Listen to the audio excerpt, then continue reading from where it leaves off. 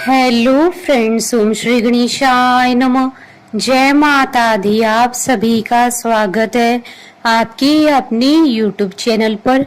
आप सभी को नवरात्रि की हार्दिक शुभकामनाएं। आज हम नवरात्रि के तीसरे दिन पर दुर्गा सप्तशती पाठ की चौथे और पांचवें अध्याय को प्रस्तुत कर रहे हैं।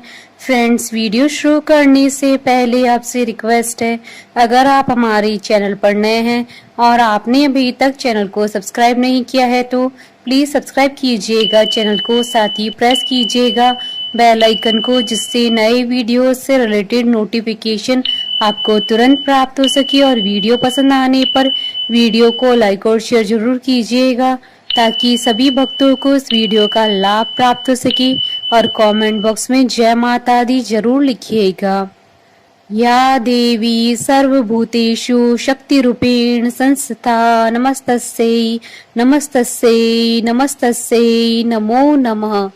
चतुर्थ अध्याय प्रारंभ। इंद्रादि देवताओं द्वारा देवी की स्तुति।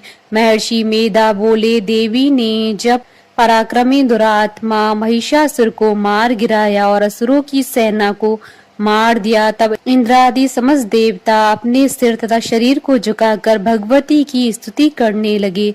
जिस देवी ने अपनी शक्ति से यह जगत व्याप्त किया है और जो संपूर्ण देवताओं तथा महर्षियों की पूजनीय है, उस अंबिका को हम भक्ति पूर्वक नमस्कार करते हैं। वह हम सबका कल्याण करे।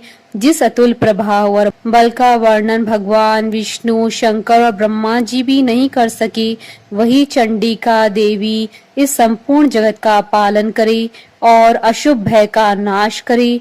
पुण्यात्माओं के घरों में तुम स्वयं लक्ष्मी रूप हो और पापियों के घरों में तुम अलक्ष्मी रूप हो, और सतकुल में उत्पन्न होने वालों के लिए तुम लज्जा रूप होकर उनके घरों में निवास करती हो।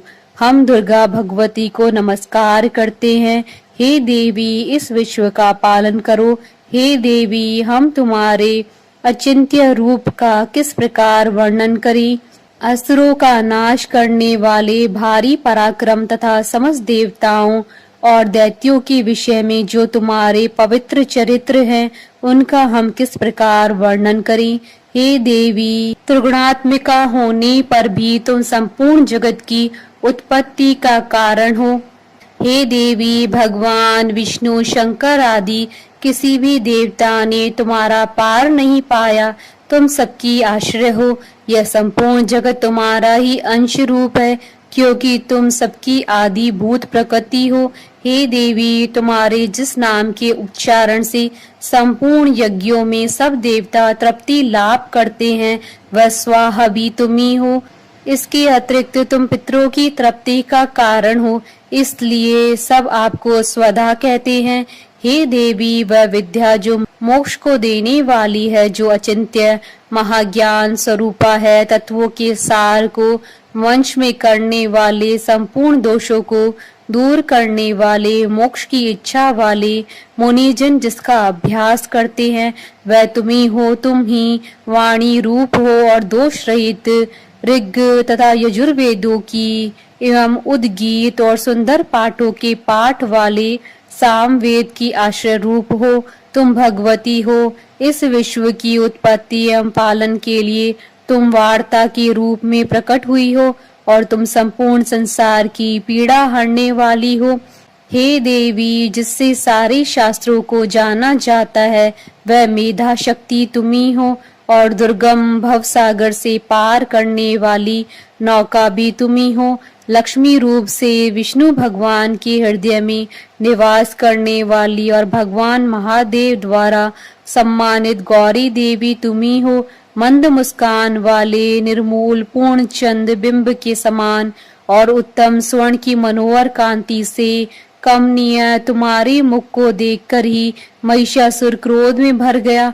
यह बड़े आश्चर्य की बात है। और हे देवी, तुम्हारा यही मुख जब क्रोध से भर गया तो उदय काल के चंद्रमा की भांति लाल हो गया और तनी हुई भौहों के कारण विकराल रूप हो गया। उसे देखकर भी महिषासुर के शीघ्र प्राण ही निकल गए।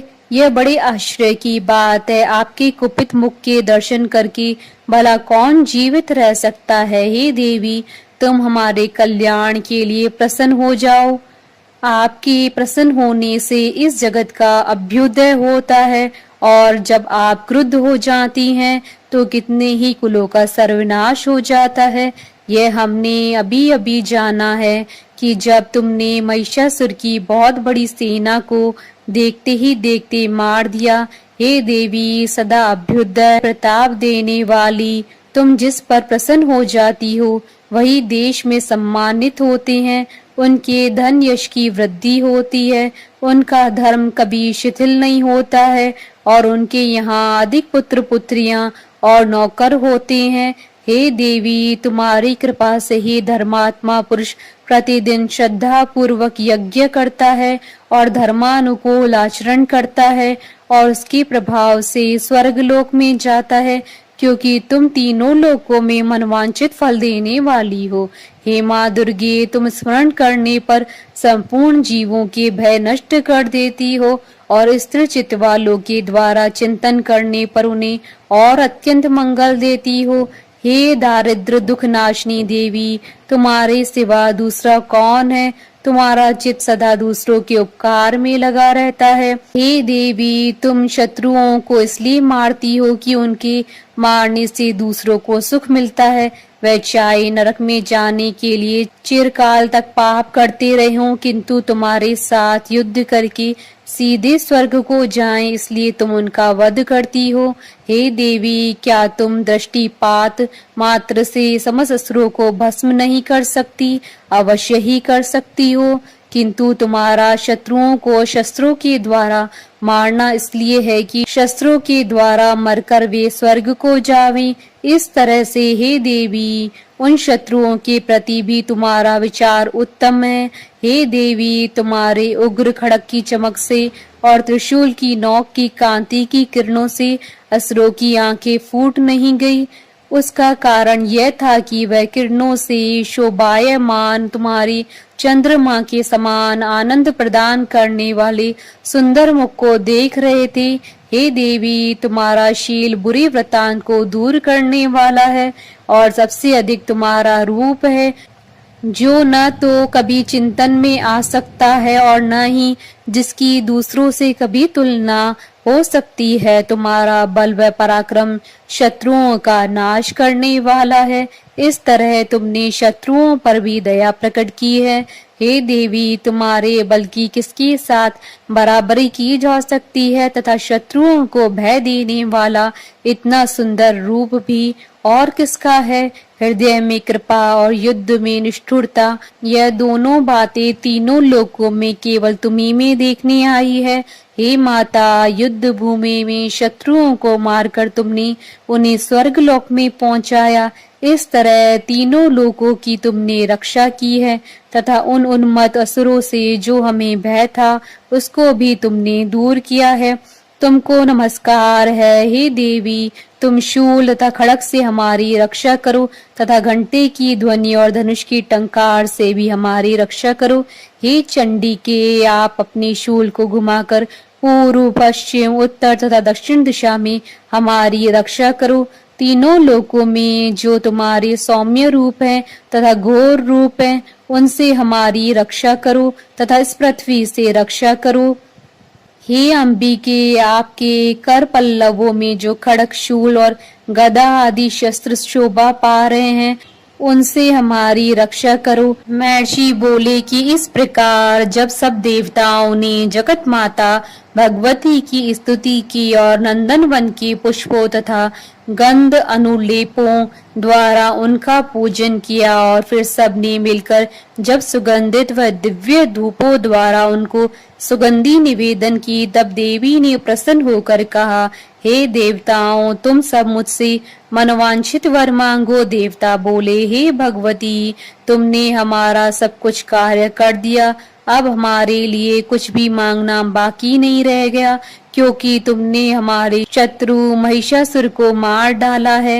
हे माहेश्वरी, तुम इस पर भी यदि हमें कोई और वर देना चाहती हो तो बस इतना वर दो कि जब जब हम आपका स्मरण करें तब तब आप हमारी विपत्तियों को हरण करने के लिए हमें दर्शन दिया करो। हे अंबिके, जो कोई भी तुम्हारी स्तुति करे तुम उनको वित्त समृद्धि और वैभव देने के साथ ही उनके धन और स्त्री आदि संपत्ति बढ़ावे और सदा हम पर प्रसन्न रहे। महर्षि बोले, हे राजन, देवताओं ने जब जगत के लिए तथा अपने लिए इस प्रकार प्रश्न किया तो बस तथास्तु कहकर देवी अंतर्ध्यान हो गई। हे भूप, जिस प्रकार तीनों लोगों का हित चाहने वाली यह भगवती देवताओं के शरीर से उत्पन्न हुई थी, वह सारा वृतांत मैंने तुमसे कह दिया। और इसके पश्चात दुष्ट असुरों तथा शुंभ निशुंभ का वध करने और सब लोगों की रक्षा करने के लिए जिस प्रकार गौरी देवी के शरीर से उत्पन्न हुई थी, वह सारा वृतांत मैं यथावत वर्णन करता हूँ। इति श्री दुर्गा सप्तशती पाठ का चतुर्थ अध्याय संपूर्ण हुआ। पांचवा अध्याय प्रारंभ। देवताओं द्वारा देवी की स्तुति। महर्षि मेधा ने कहा, पूर्व काल में शुंभ निशुंभ नामक असुरों ने अपने बल के मद से इंद्र का त्रिलोकी का राज्य और यज्ञों के भाग छीन लिए, और वह दोनों इसी प्रकार सूर्य, चंद्रमा, धर्मराज और वरुण के अधिकार भी छीन कर स्वयं ही उनका उपयोग करने लगे। वायु और अग्नि का कार्य भी वही करने लगे, और इसके पश्चात उन्होंने जिन देवताओं का राज्य छीना था उनको अपने अपने स्थान से निकाल दिया। इस तरह से अधिकार छीने हुए दैत्यों तथा दैत्यों द्वारा निकाले हुए देवता अपराजिता देवी का स्मरण करने लगे कि देवी ने हमको वर दिया था कि मैं तुम्हारी संपूर्ण विपत्तियों को नष्ट करके रक्षा करूंगी। ऐसा विचार कर सब देवता हिमालय पर गए और भगवती विष्णु माया की स्तुति करने लगे।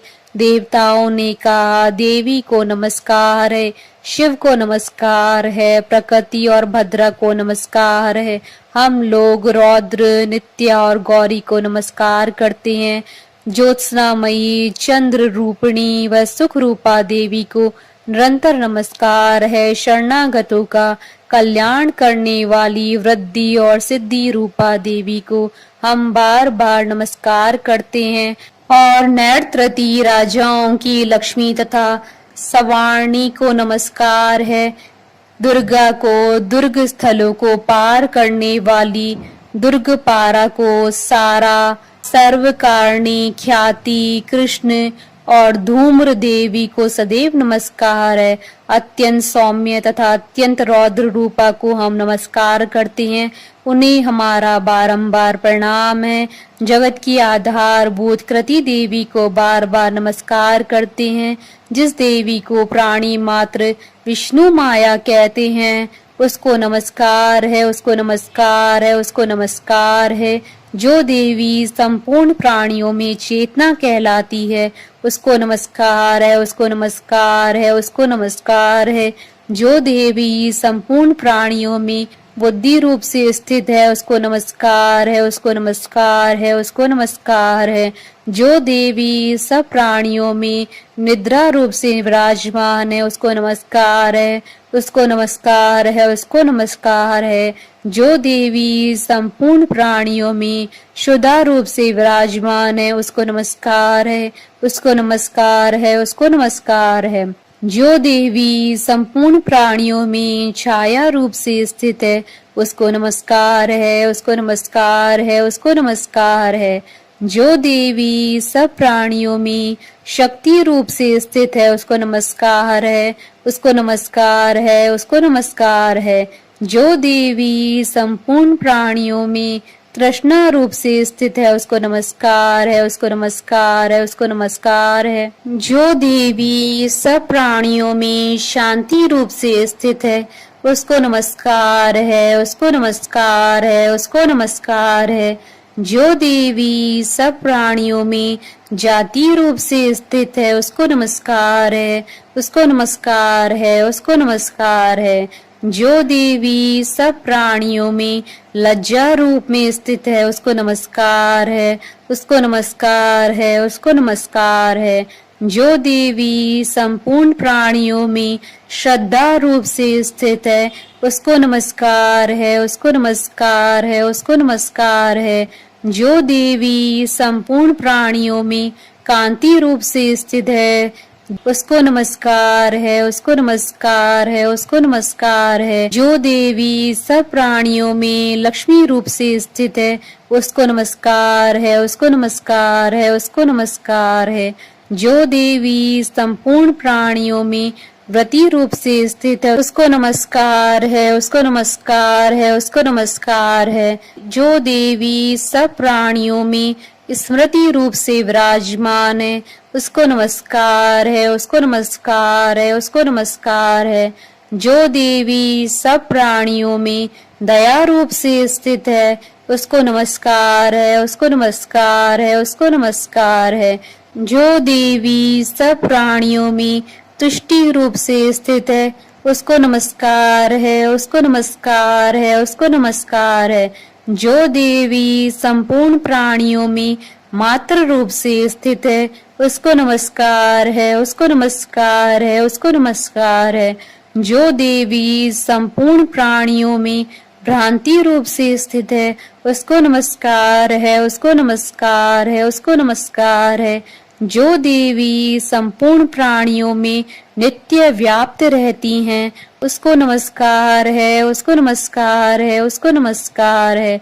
जो देवी चैतन्य रूप से इस संपूर्ण संसार को व्याप्त करके स्थित है, उसको नमस्कार है, उसको नमस्कार है, उसको नमस्कार है।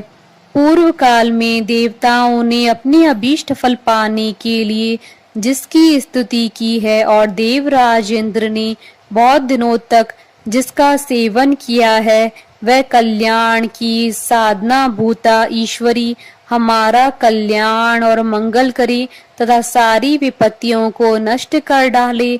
असुरों के सताए हुए हम संपूर्ण देवता उस परमेश्वरी को इस समय नमस्कार करते हैं तथा जो भक्ति पूर्वक स्मरण किए जाने पर तुरंत ही सब विपत्तियों को नष्ट कर देती हैं, वह जगदम्बा इस समय भी हमारा मंगल करके हमारी समस्त विपत्तियों को दूर करे।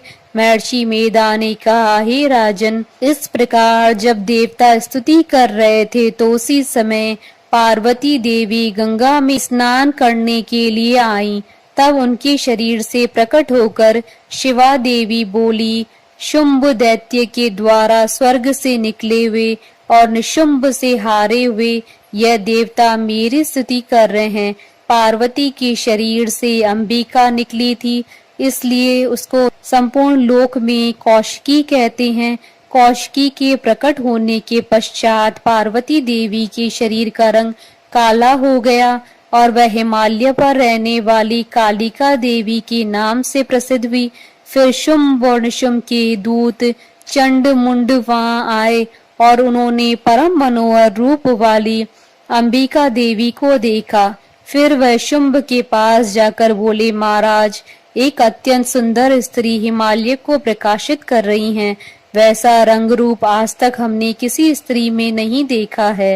हे असुरेश्वर, आप यह पता लगाएं कि वह कौन है और उसको ग्रहण कर लें। वह स्त्री स्त्रियों में रत्न है। वह अपनी कांति से दसों दिशाओं को प्रकाशित करती हुई वहां स्थित है, इसलिए आपका उसको देखना उचित है।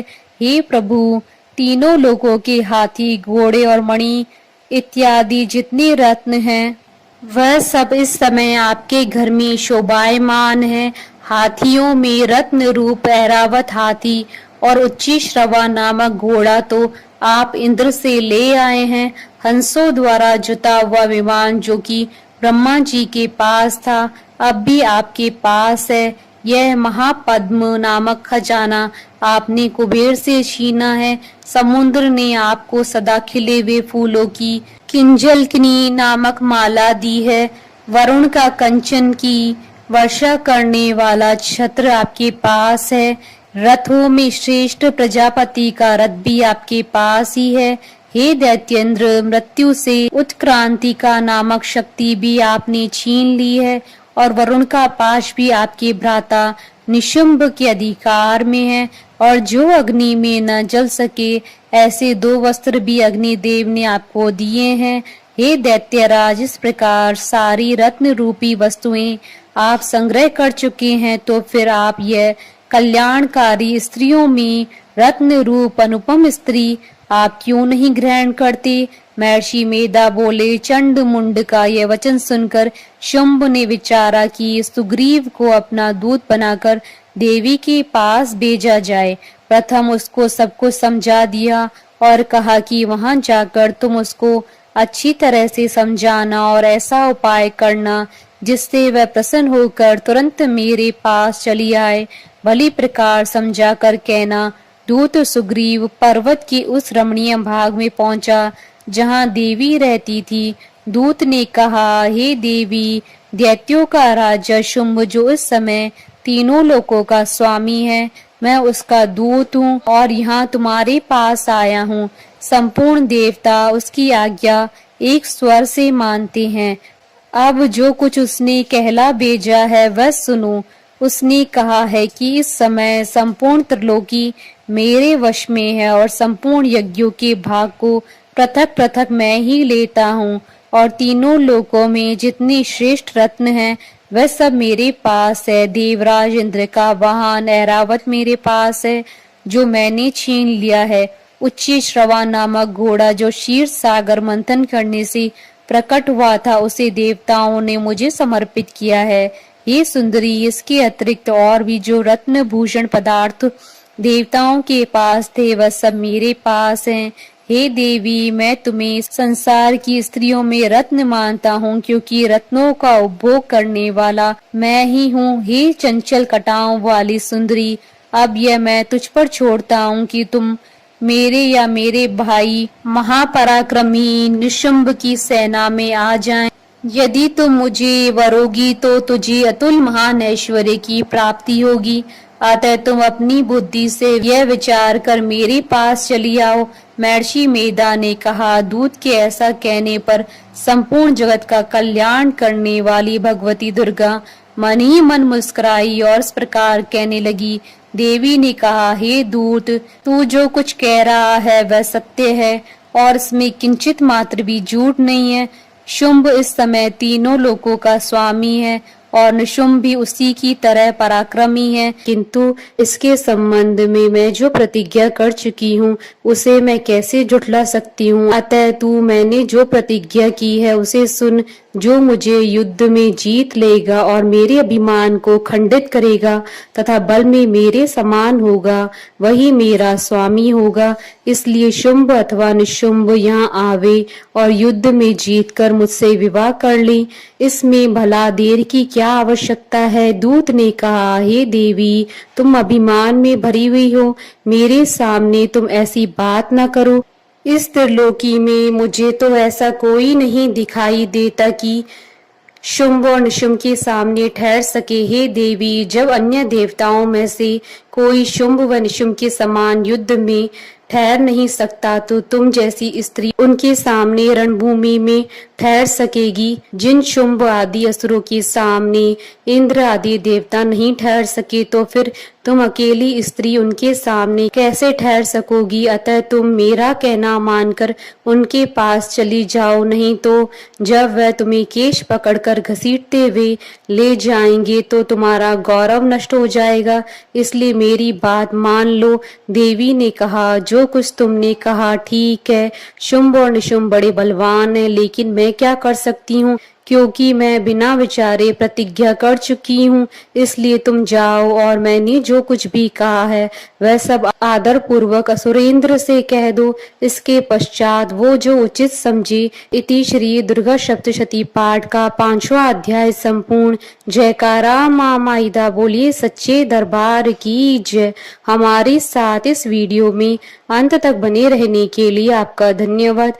ओम श्री गणेशाय नमः। जय माता दी।